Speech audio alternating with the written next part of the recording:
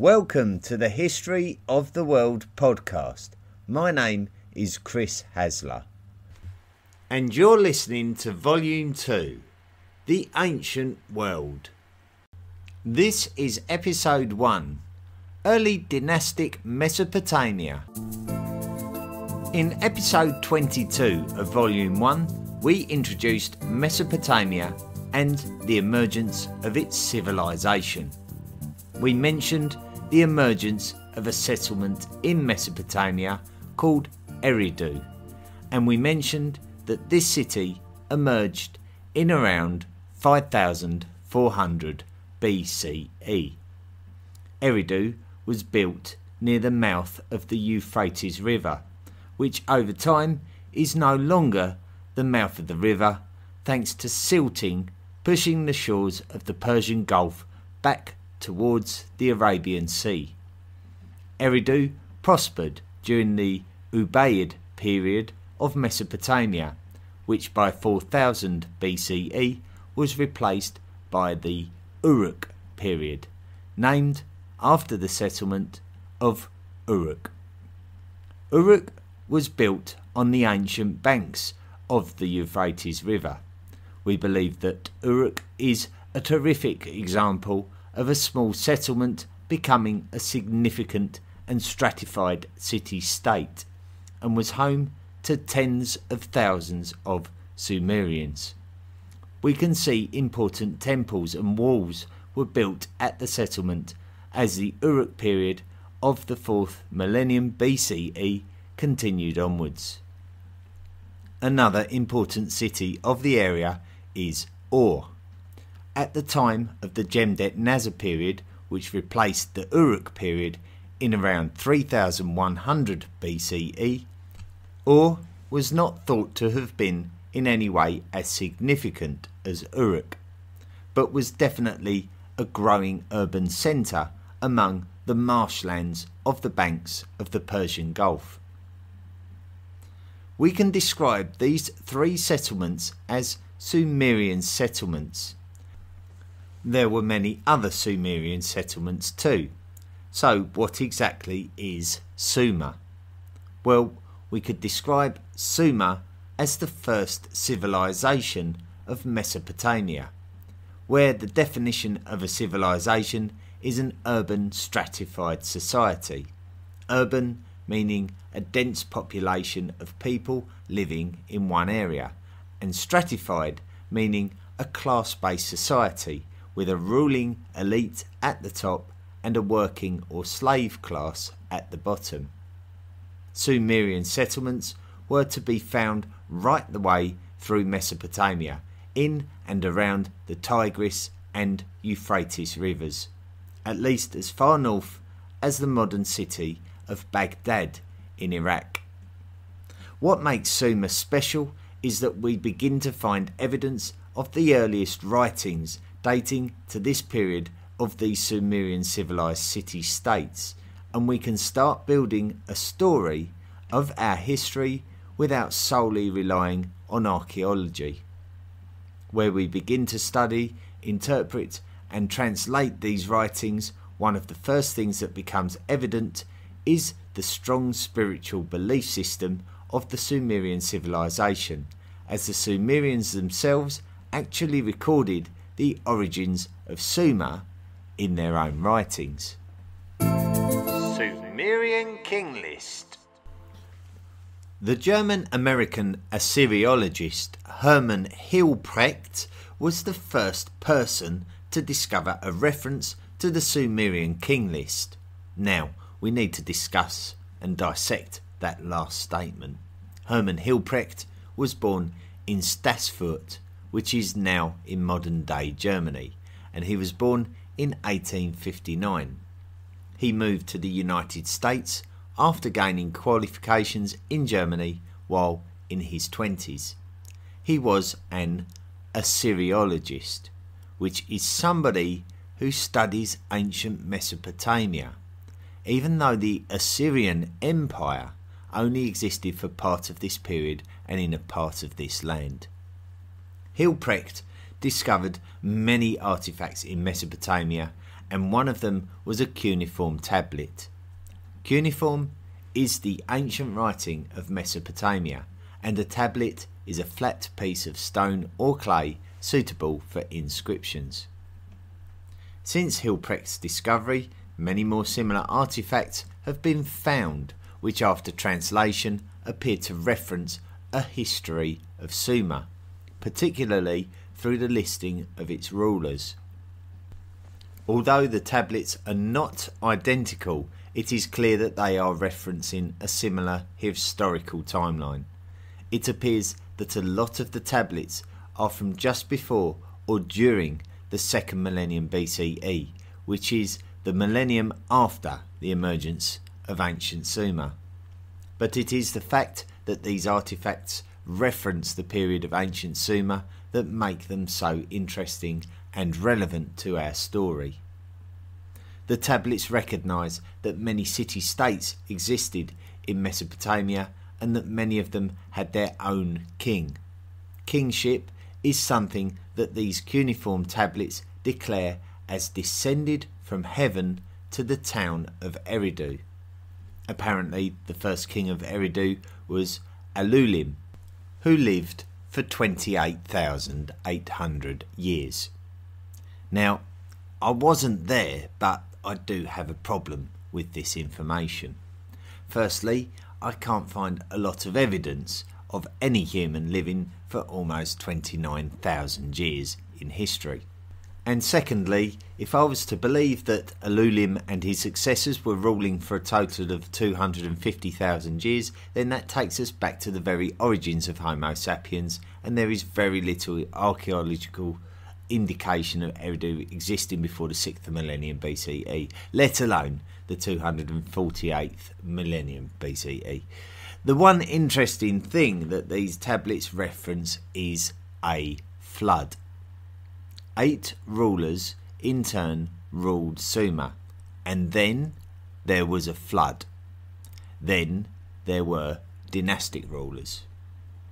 Now, one of the most well-known flood stories of ancient times is the one within the book of Genesis of the Bible, where Noah built an ark and took a limited amount of Earth's life on board in safety from the catastrophic consequences of the flood. Could the flood mentioned on the Sumerian king list be the same flood? Could this also be the same flood mentioned on the famous Epic of Gilgamesh? The Epic of Gilgamesh. The fact of the matter is that the Genesis flood story has striking similarities to the Gilgamesh flood story, and with other similarities to other events. It may well be that the earliest stories of the Hebrew Bible are the same stories that are recorded in cuneiform on tablets in Sumeria. The earliest version of the Epic of Gilgamesh is written on tablets that date back to the early 2nd millennium BCE. Gilgamesh is a king of the city of Uruk, and this information is supported by his presence on the Sumerian king lists as a king of Uruk. The Epic of Gilgamesh was likely not written until after this Sumerian period, but we can suppose that Gilgamesh himself may well have been a Sumerian period king through analysis of all information available. It is believed that Gilgamesh may have been alive and ruling Uruk around 2600 BCE. Further to the similarity to the flood story, there is also a character called Enkidu, whose story is not dissimilar to the first biblical man, Adam. So there are very much those who believe that the book of Genesis in the Old Testament can find a lot of its roots within the cuneiform writings of Mesopotamia. The Epic of Gilgamesh is a fascinating little story, made all the more fascinating by the fact that it is quite possibly the earliest written story that we have. There are several versions of the story that have been excavated, similar to the Sumerian king list, and there are also more modern versions that appear to have been deliberately altered, perhaps to satisfy the author's desire to add his own spin. However, it is a window into an ancient mind's creativity, so I would strongly recommend listening to an interpretation, and I have a couple of recommendations which I can make for you at the end of the podcast. Sumerian language. So all of these documents were written in a language called cuneiform. The language itself has had to be studied and translated by modern scholars to be able to determine what was being written. Otherwise, these clay tablets would be somewhat meaningless. We will look closer into the emergence of writing in future podcasts. Now, we can't say that cuneiform is the first writing. That would be like going against everything that the History of the World podcast has discovered by suggesting that one day people woke up and invented writing.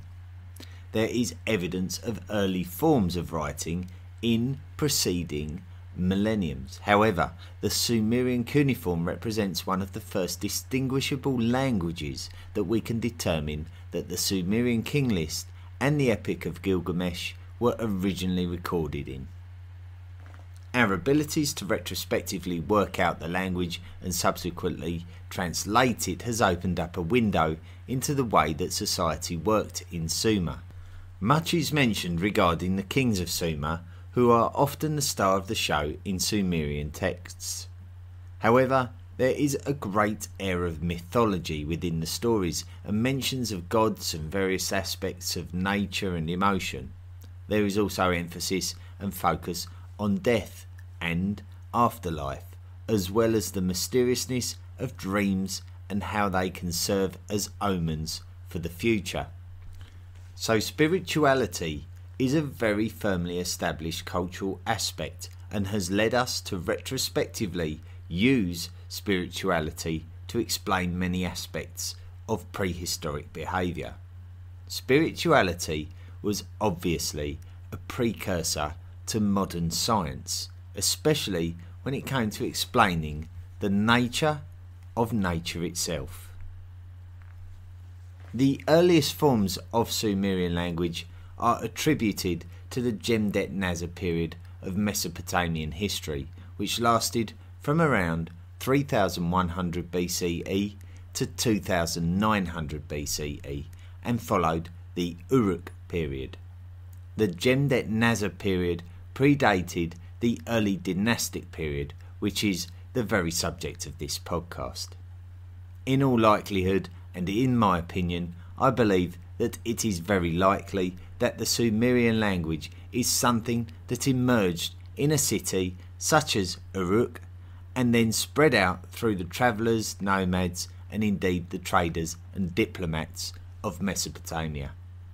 The presence of this language can also give us as historians a great amount of clues about the ethnic identities of peoples. So for example, we can see that when the Akkadians, another group of peoples, infiltrated Sumeria later in the 3rd millennium BCE, that the languages of both ethnic groups amalgamated to form a Sumerian Akkadian cuneiform language. so the spread of linguistics and languages can be traced and follows, much in the same way that we do with DNA haplogroups. Sumerian gods. It is from the earliest recorded writings that we can get an idea of what the early Sumerians' cosmogony, which is another way of talking of their theories of the origins of the universe. If we look at the Sumerian way of life, it is clear that their control of water, especially through their irrigation projects, was absolutely fundamental to their survival. Without the successful usage of water, there would be no successful yield of crops and no way to support the community.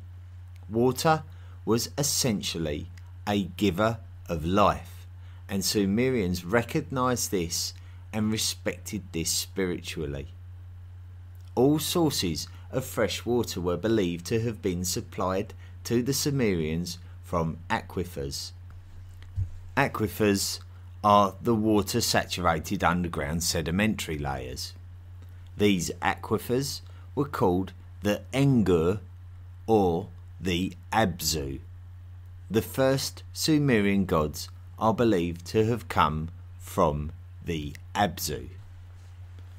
Reading various texts can often be quite confusing when attempting to piece together the stories and relationships of the Sumerian deities, as some translations can appear to contradict each other, or can use two different names to represent the same deity, or can appear to shift in translation from text to text and even from culture to culture. So rather than pinpoint a definite translation or explanation, it is best to try and summarise the mindset of the Sumerian attitude to spirituality rather than state a list of their gods. It appears that they believed that the gods who created humankind originated from in and around the Abzu. One of the most interesting of the gods is Enki, who is primarily known as the Sumerian god of water. Enki is directly linked to Eridu, which was believed to be the first city of Mesopotamia. Enki is believed to have been the founder of this city. Enki is attributed with having a hand in the creation of humankind, thanks to the advice of his mother, Namu. Namu was a goddess linked to the Abzu. Ultimately, it would seem that the Sumerians would develop a whole list of deities which are recognised in texts recovered from various Mesopotamian cultures. The deities would represent the earth and sky and the planets, and even right through to the obscure things such as healing and medicine and even weaving. There was pretty much a god for most things, which serves as an echo to animism, which pretty much references the fact that everything has a spiritual essence. One thing that does appear to be the case is that many of the major gods are linked to a particular city, and as such, the main temple of that city will be built to worship that particular god.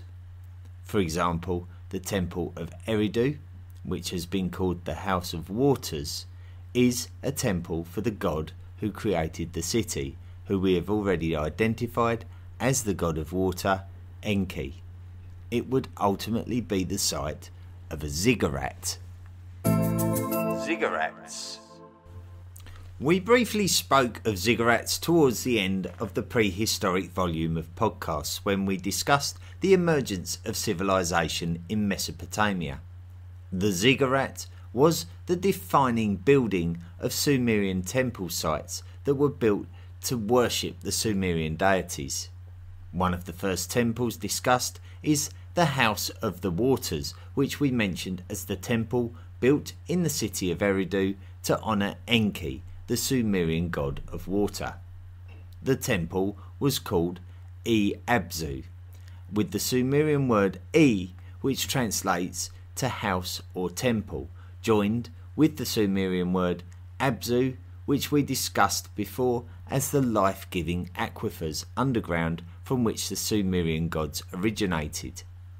Ziggurats are reasonably easy to distinguish as they appear to be built in layers of decreasing size the higher you go. It is difficult to be completely specific about how these ziggurats were used or exactly who had access to them. The ziggurat may well have been the main feature of a religious complex of buildings within a Sumerian city, and the temple or a shrine could have been at the very top of the ziggurat itself. The most famous Mesopotamian ziggurat would have to be the ziggurat of Ur. Despite all of the political upheaval and warfare that has riddled Iraq in recent times, the ziggurat has been carefully looked after in order for the memory of those once great buildings to be preserved, so it is still there to be seen today. Ziggurats are believed to have existed in most cities of Mesopotamia. Whether they all date back to the early dynastic period of Sumeria is debatable, as most of these ziggurats have not survived to the modern age, so it is very difficult to tell. However, it is believed that these ziggurats were important to all of the Mesopotamian cultures of the ancient world, as restoration projects were still being carried out as recently as the first millennium BCE.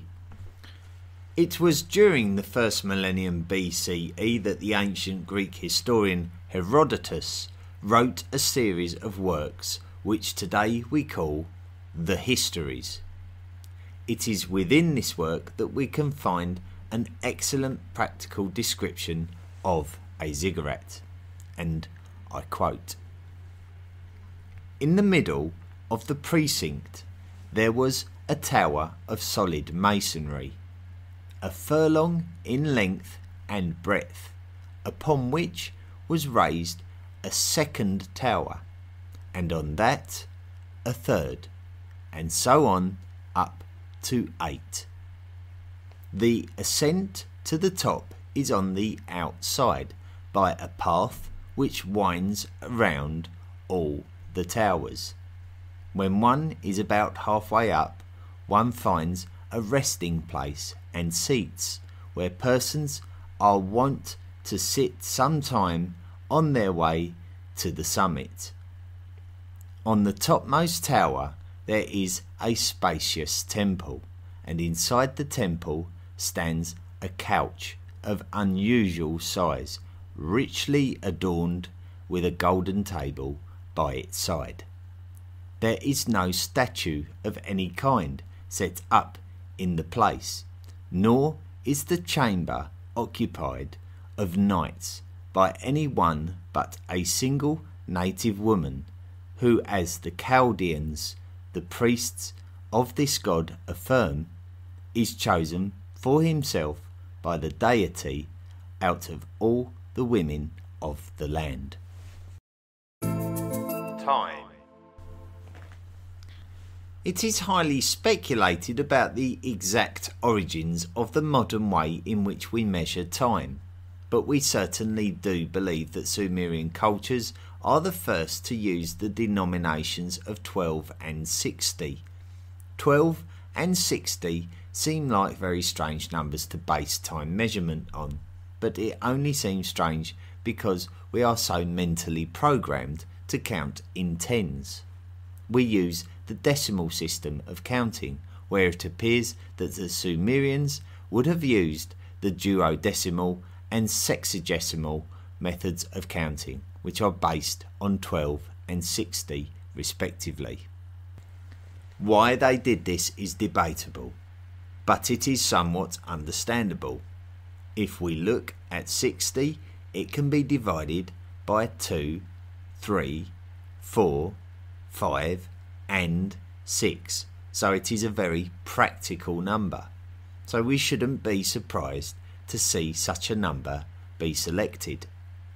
Also, it is important to note that humans would have been extremely aware of the course of a calendar year, not least of all for the purpose of agriculture and farming, and they would have also been very aware of the phases of the moon as they looked to the skies inquisitively for a spiritual connection between the celestial bodies of the universe and the gods, which can be attested by the prehistoric megalithic stone monuments which are constructed with definite regard for the objects of the skies. Humans would have had a very clear knowledge that a full moon occurred around 12 times during the course of the year, so 12 was a number ingrained in the fabric of the known universe itself. It is clear from the texts of the Sumerians that these number bases were favoured, so we can feel confident that the origins of there being 12 hours in a half a day, 12 months in a year, 60 seconds in a minute, and 60 seconds in an hour would have their origins in and around the cultures of Sumer. Technology. The whole connection of the Fertile Crescent and the mastery of using fire in such a way as to produce temperatures suitable for smelting metals saw some natural technological advances which should be mentioned at this point.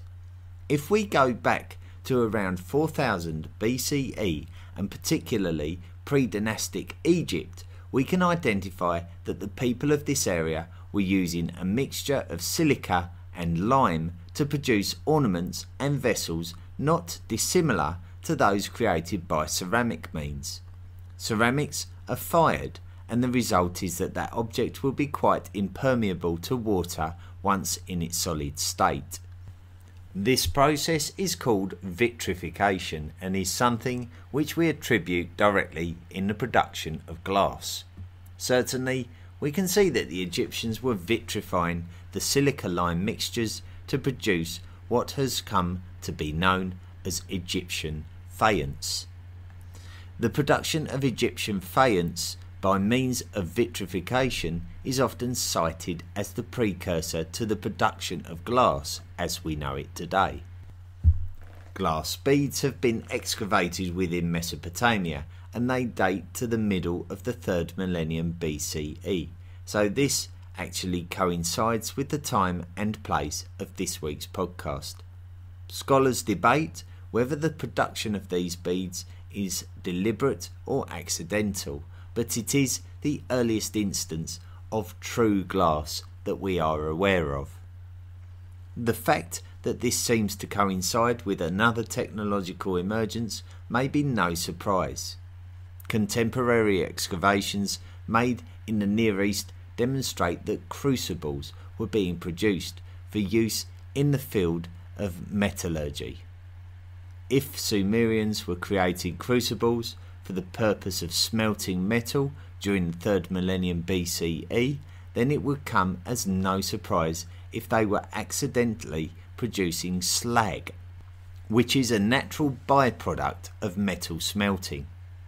The slag itself is a very glass-like material, so whether it be accidental or deliberate, Sumerians were very likely capable of producing the first glasses with the technology that they had to hand, and were probably able to recognise its textural similarity to obsidian, a very practical volcanic glass which would have undoubtedly been traded in the region for very many centuries. Another possible accidental byproduct of these technologies is granulation. Excavations revealed gold granules, and these gold granules are surprisingly easy to produce with a bit of gold and a bit of heat. The gold will naturally become a spherical object when subjected to heat, becoming a perfect ornamental ball that can be added to a piece of jewellery, for example. All of these things would have been the technological advances of the early Bronze Age foundries of Sumer. So it is wonderful to see how prehistoric practices are progressing to become more likened to modern industrial production. The history of the people of early dynastic Sumer.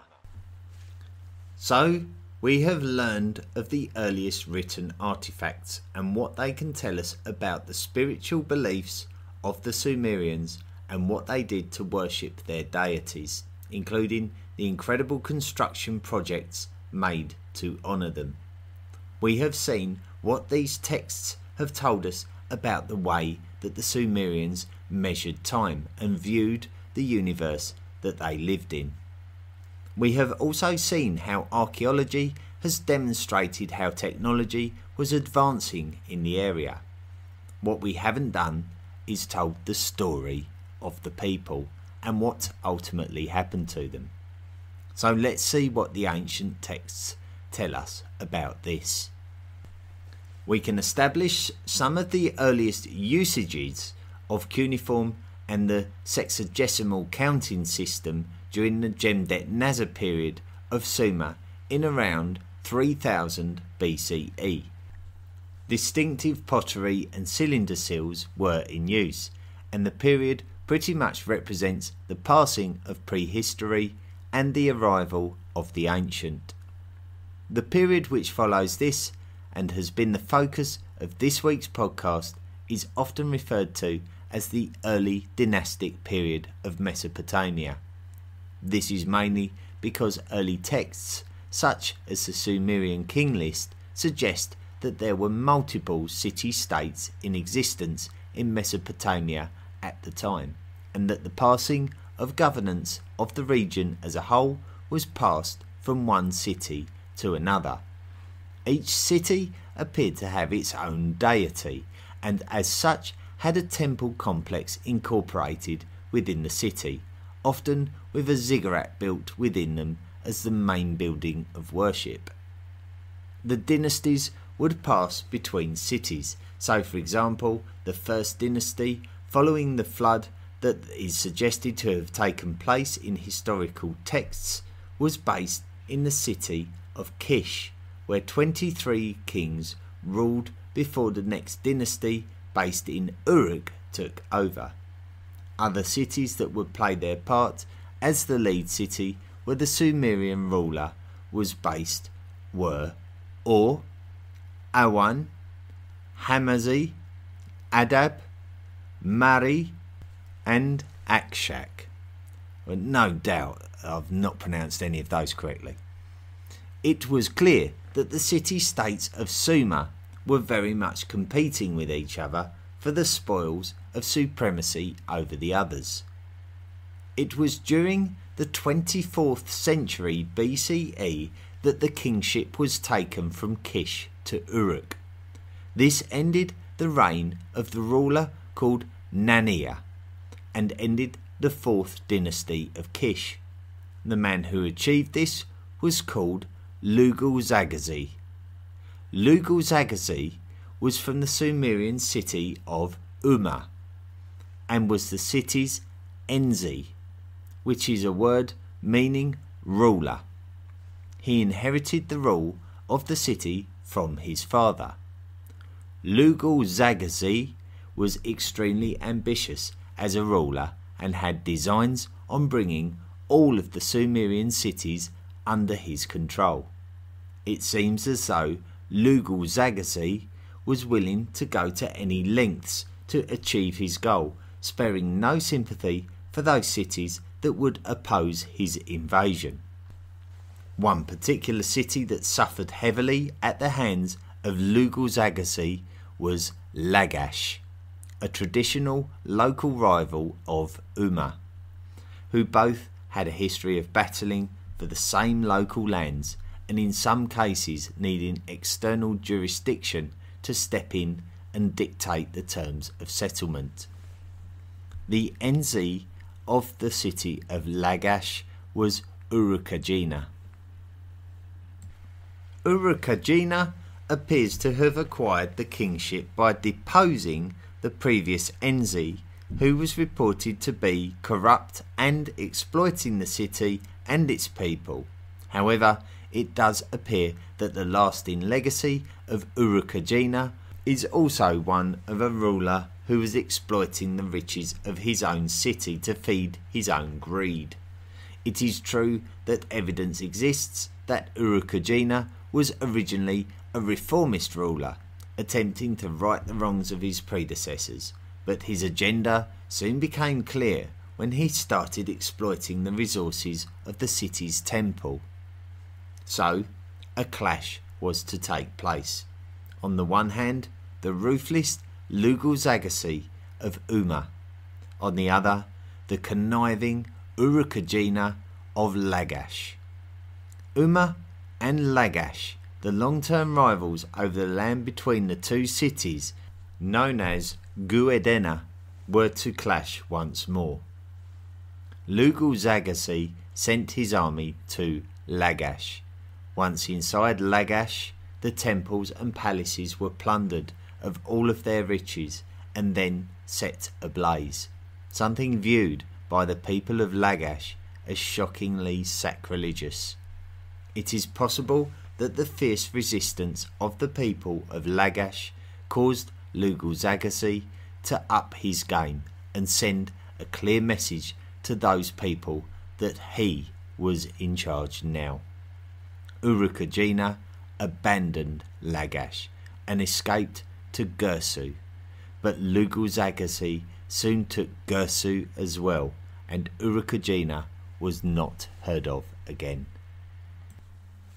It is possible that other Sumerian cities who learned of the fate of Lagash felt it would be wise to avoid the same fate and allow Lugal-Zagasi to assume dominance over them. Certainly, his treatment of Lagash does not appear to be repeated in respect to his climb to dominance over other Sumerian cities. Eventually, Lugal-Zagasi was able to unite the cities of Sumer under his rule and altered his title from Ensi of Umma to King of Uruk. As we mentioned right at the beginning of this section of our story, Lugal-Zagasi had successfully ended the reign of Nania of Kish in the 24th century BCE, and this could be the indicator as to when we can refer to Lugal-Zagasi as the main king of Sumer. However, it would be Kish where the beginning of the end for Lugal-Zagasi would start, and it would be in the far north of his Sumerian empire and quite near to the influence of another northern city called Akkad. Lugal-Zagasi had brought Akkad under his influence as he had done with Kish. So initially he would have felt that he had complete control over the whole of Sumer. However, there was an insurrection in Akkad, and the man behind it was a man named Sargon. Sargon had successfully become the ruler of the Akkadians, and as such had ambitions on pushing Lugal-Zagasi out of Akkad and Kish.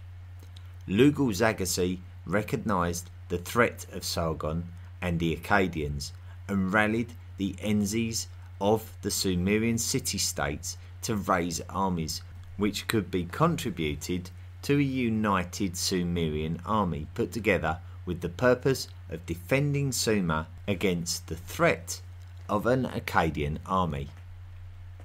When the two sides met, in the multiple times that they did meet, Sargon and his Akkadian army would get the upper hand. Lugal-Zagasi and his army of armies suffered multiple defeats and were pushed back within their cities.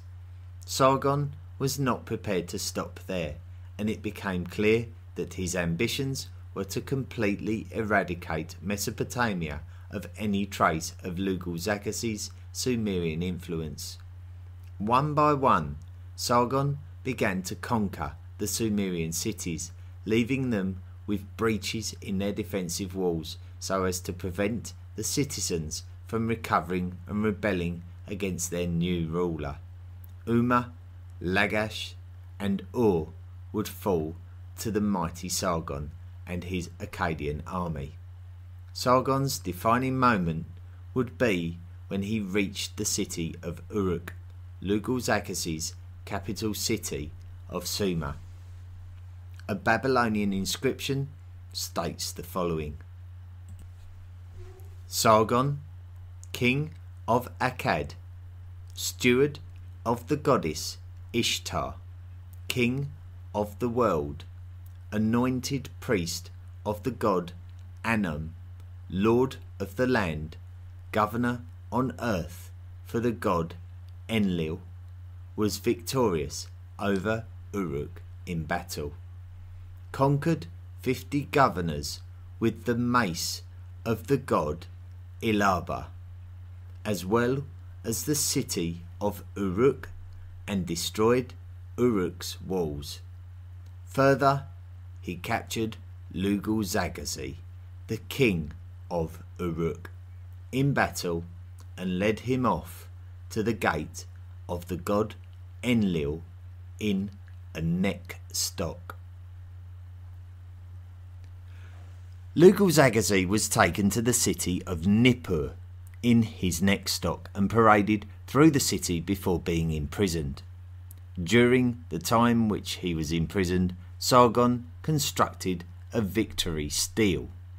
Now, a stele is a stone slab or column on which is carved a relief depicting the events which in this case would have undoubtedly portrayed Sargon's Akkadian victory over Lugal-Zaghazi's Sumerians. Lugal-Zaghazi was forced to witness the creation of this stele. Upon completion of the stele, another parade ceremony was organised as the final embarrassment for Lugal-Zaghazi.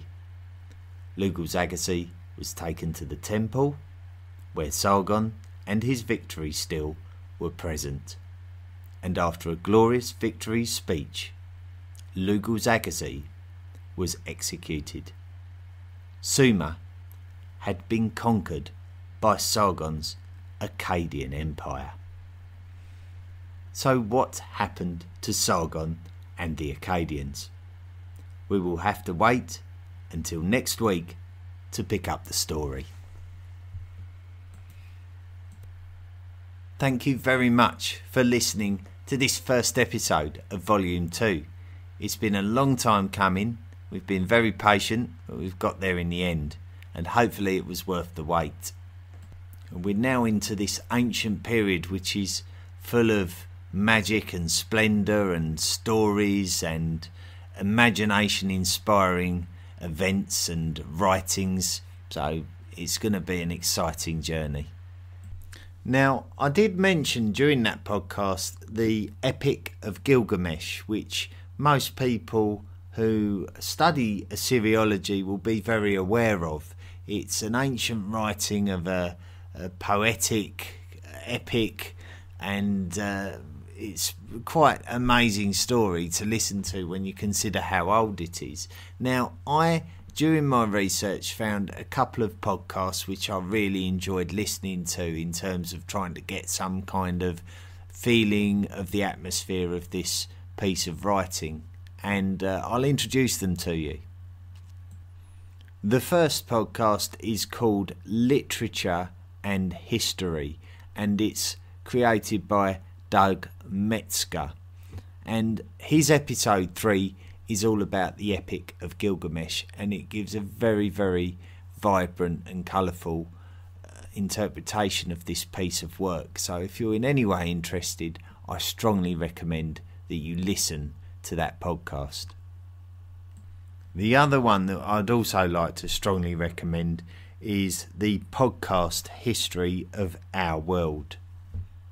Now, those of you that have been searching for History of the World podcasts undoubtedly have stumbled across this work by a gentleman called Rob Monaco, and his Epic of Gilgamesh episode, which I believe is episode 7, is really, really well done. It's very entertaining.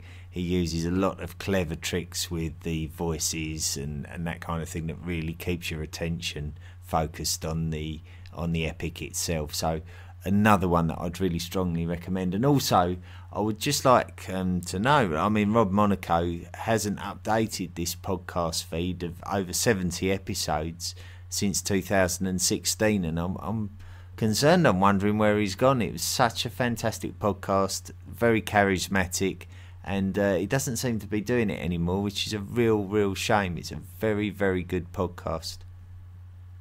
Anyway, I'll see if I can find my way to posting some links online relating to those two podcast episodes to try and make it a little bit easier for you.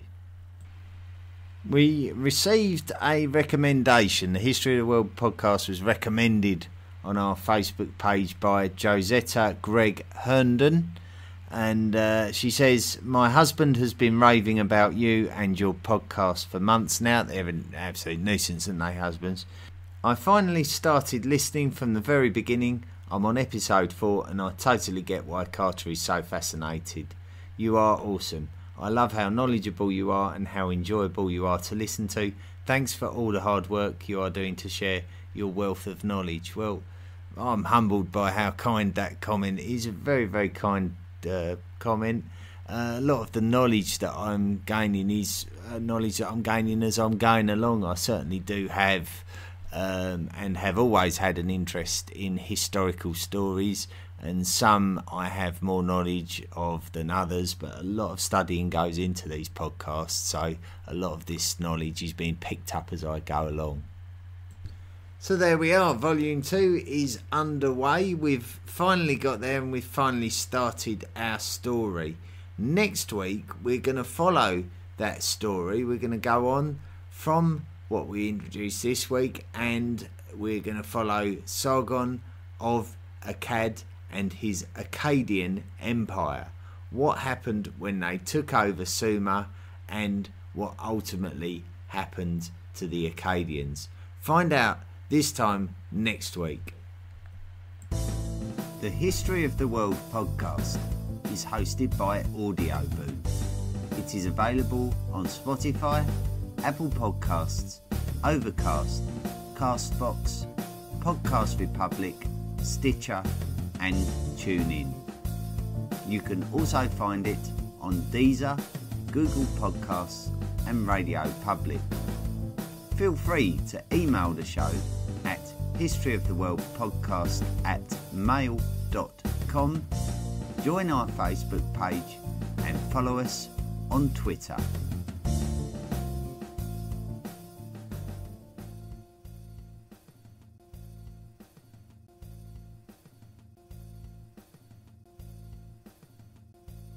Mm-hmm.